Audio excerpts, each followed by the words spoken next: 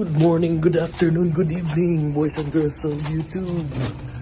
May buntag sa akong mga suking tigpaminaw, mga tigtanaw. So karon nakoy atoon sa meron kasing email na may parcel daw ako dito. Di naman ako nag-order, baka nga si Mrs. ko nag-order, pinangalan sa akin. Tapos nilagay dito sa sa parcel box sa apartment. Tingnan ko mamaya. Tingnan natin ngayon kung anong meron doon. Kasi nung isang araw pa pala yun, di ko lang pinansin sa email. Ngayon tinignan ko yung email. Merong email kahapon na pag hindi pa na-claim, ibabalik sa sender yung package. Ayun, so may binigay na code kung paano buksan. Yun lang, first time kong magbubukas nitong package box. Done. Locker 67. Yeah, yung number na yun guys, unique yung number na yun. Hindi all the time na yun. Hindi all the time na pareho lagi na yung kada dito bukas. Iba-iba yung code, depende na lang. So wala na. Yan. So yun nga. Okay. Kapangalan sa kamisis pero ba't sa akin na email? Kaya ito, mamaya ito nabuksan. Yeah, ito, may mga iba-ibang sukat. Ito, yung pinakamalaki.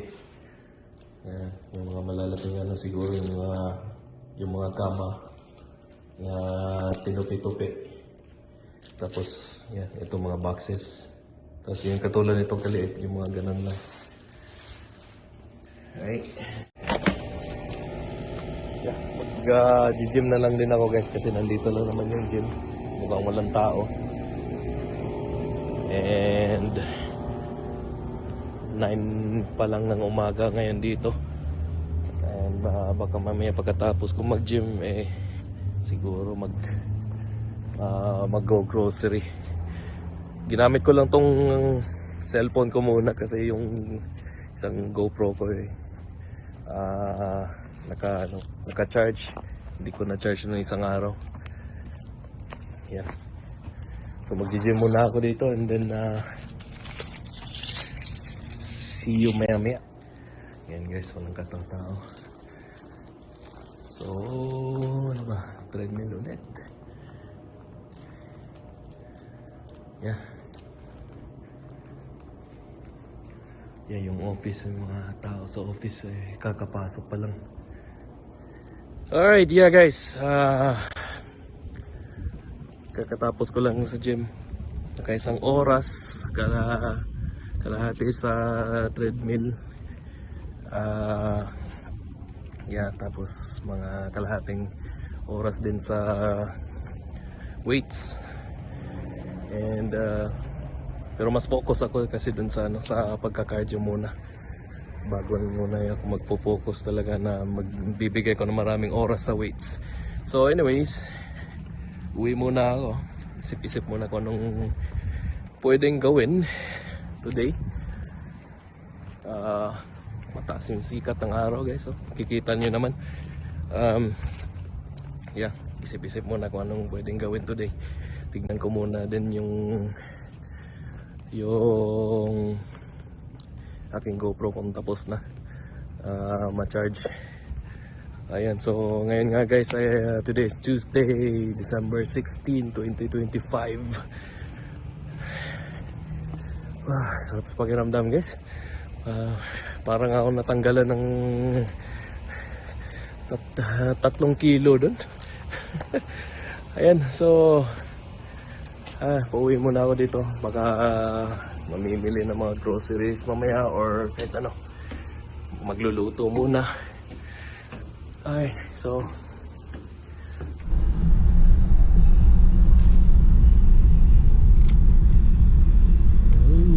what's going on. Ambulance at saka fire truck dito guys.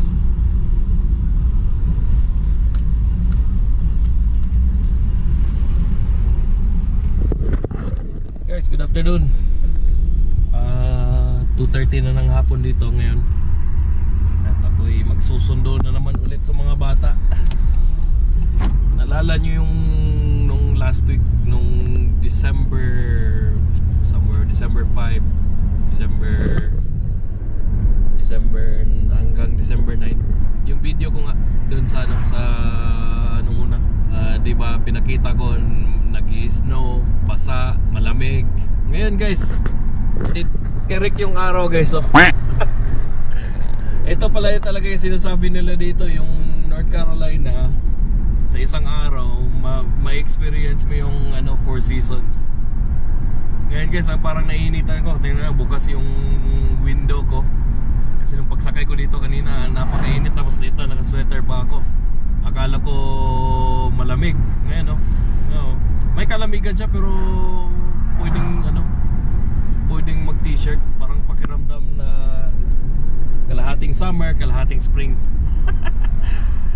Alright, so ganda-ganda ng araw, tirik na tirik. Buhubarin ko tong sweater ko mamaya pag natigil din sa unahan. Tumigil ako dito sa corner guys. May car wash bay. Pwede kong ambuhayin tong AC ngayon guys, pero siguro buksan ko na lang siguro ng konti yung window.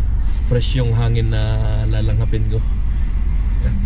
Dito lang din ako nagpapa-car wash minsan sa car wash na to, mga 1 mile away lang sa amin.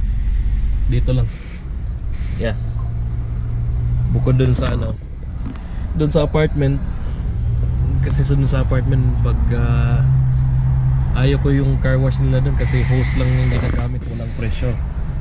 Hindi siya nakakalinis, so gagawin mo dun is bibili ka at magdadala ka ng sarili mong mga panglinis, kahit katulad ng mga sabon, mga additives na pampakintab. T-shirt lang muna ako ngayon kasi ano, malamig lang siya ng konti pero hindi ka ng kalamig na nakakanginig. Yeah, kagandahan lang din kasi dito sa Carolina guys yung weather nga, 4 seasons, winter, spring, summer, and fall. Yeah, kahit malamig dito, pag may mga araw na malamig, kahit malamig, may ano, kadalasan talaga ano, tirik yung araw. Katulad nito.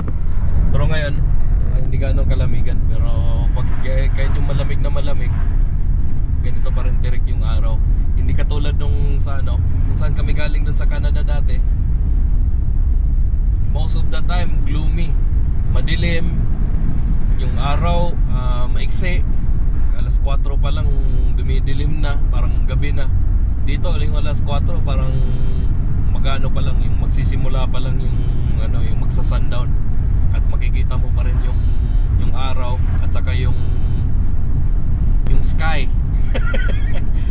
Na medyo pula, alam mo yung makikita mong medyo pula na ano, pag yung pababa na yung araw na yeah, yung maganda siyang tignan. Madilim kaagad na ano, na parang nakakalungkot yung dilim niya.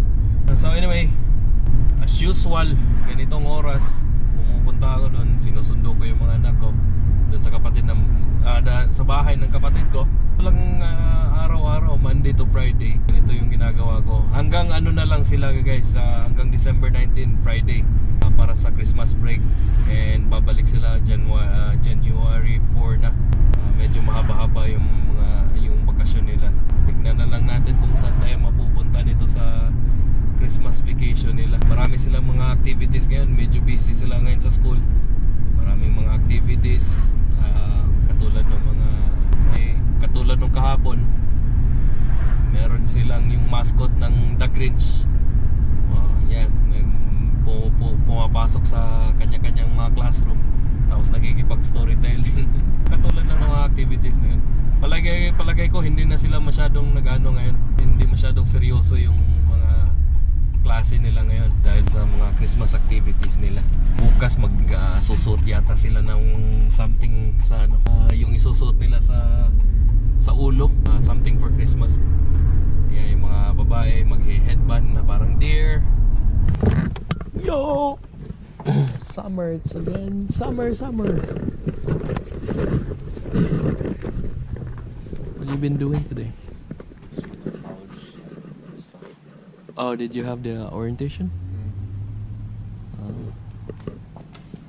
I was so surprised when I came out from the apartment today. I was like, oh, it's so hot. I know, right? It was cold this morning. This morning, like not too long time ago, I was like 10 in the morning. It was so cold. I went to the gym, and then I came out like around 2:30. I was like, what the? Oh, I'm on my t-shirt. Oh, what happened? Somebody's crying. What happened? Huh? What's going on? You're crying. Yeah. How do you start this? Or how do you stop?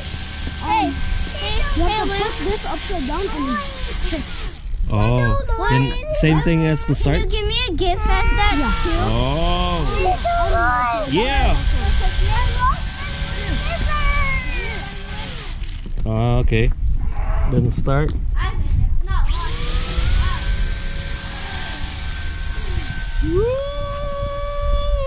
Oh, that was cute.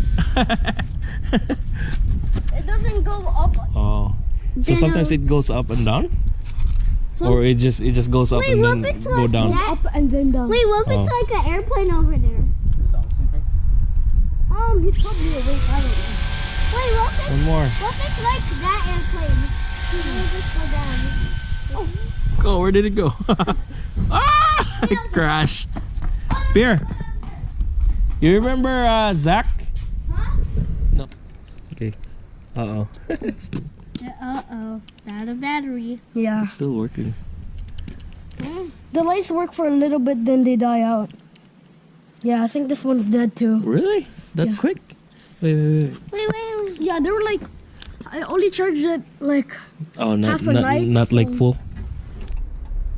Guys, papunta ako ngayon sa sa elementary school kasi nandun yung anak kong babae ngayon na hindi siya sumama kanina sa bus. Kaya pala ngayon kasi Tuesday ngayon.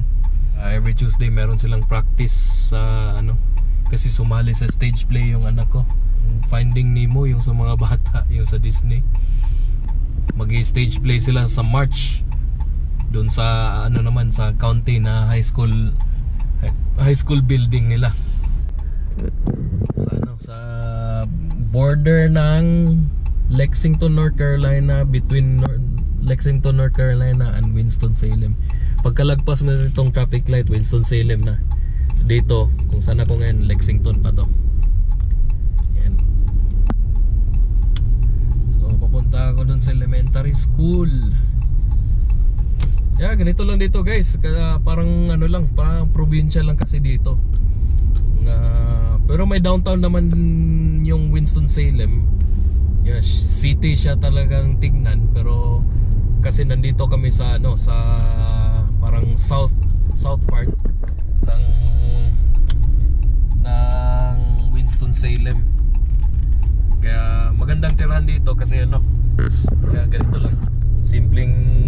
Simpleng lugar, probinsya. Yeah, laid back. And yeah, simpleng pamumuhay lang din talaga dito, guys. Yan, kikita kayong school bus galing yan dun sa school. At ngayon, pipila ako dyan ngayon. Yan, nandyan lang yung school na nila. Ganito lang yung makikita mo. Yan, nandyan na yung school, yung building ng school. Ano yung pila ngayon, no?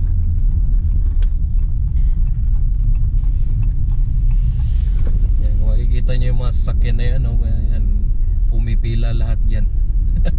Sa pagsusundo.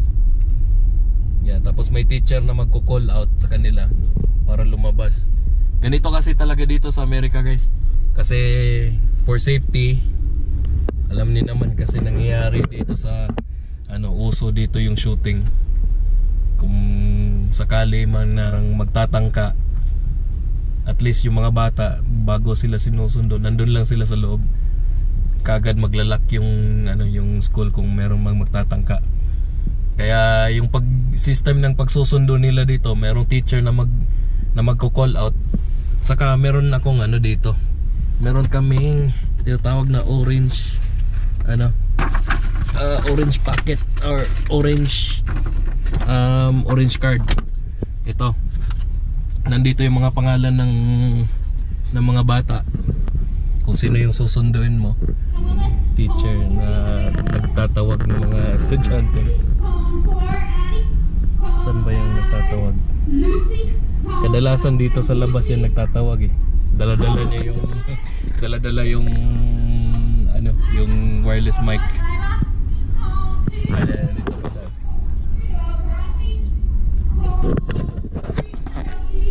Yana, yes, thank you, miss. Yana. Saka yun yung advisor ng anak ko. Yun yung homeroom teacher niya talaga. Yan, siya lang kasi yung active na dito yan, tapos dito lang yung nila sakayan. Hi, Dada. Hello. Can you pass me one? Yeah, let's go. Alright. Bye. Already knows that when she sees our car, she just call Chelsea and Ayana. Chelsea and She Ayana. doesn't even have to know if I don't even show her the orange thing. You need to show them. Guys, nandito ako ngayon sa Whole Foods. Magpapa-refill lang ako ng tubig. Give me that beer. Thank you. Guys, meron kasi silang dito yung tawag dito, yung alkaline na tubig. Kaya dito kami kumukuha. Tapos nire-refill ko lang tong galon.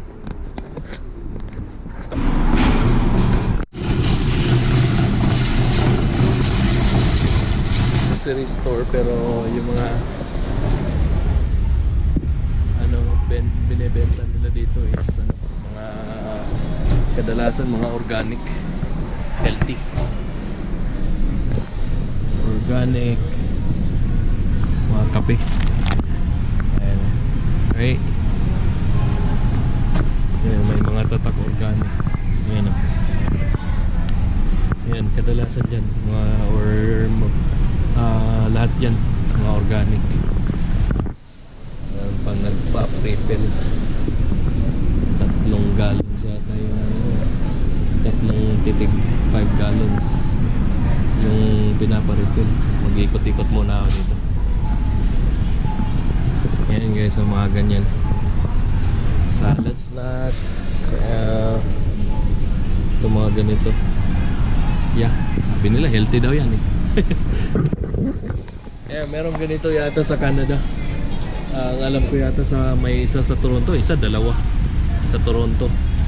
Wala akong nakitang ganito sa ibang lugar sa Canada. Kaya dito malapit sa amin, ito lang talaga yung Winston-Salem. Labas ng Winston-Salem, doon ako sa malalayo. Bihira lang kasi itong ganitong tindahan. Hindi sila marami. Yung mga ganyan, yung mga stock na mga healthy. Yung kadalasan yan, mga organic. Yan.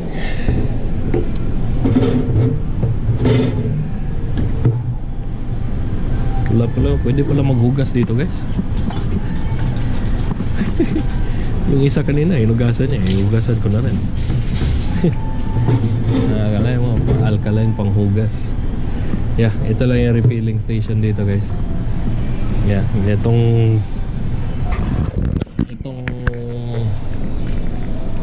5 gallons na alkaline is $6 US dollars.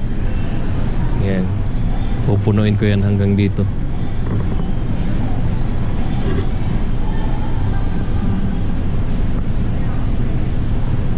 Yan.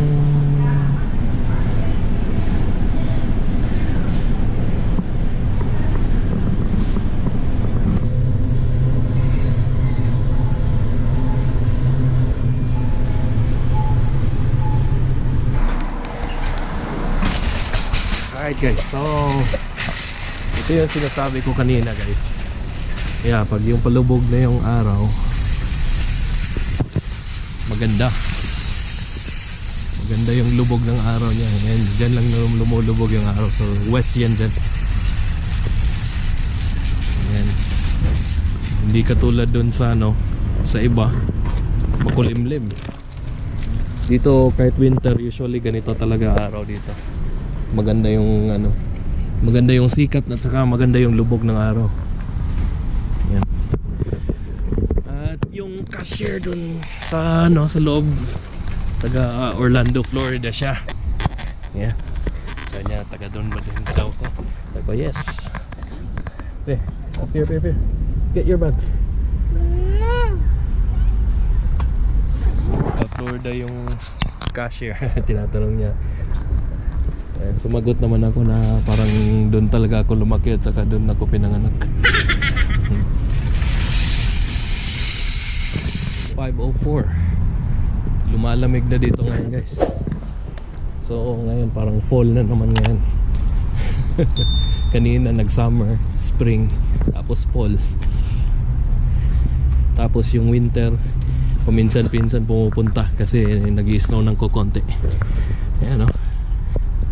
Ayan o, maganda. Ayan, maganda yung lubog ng araw.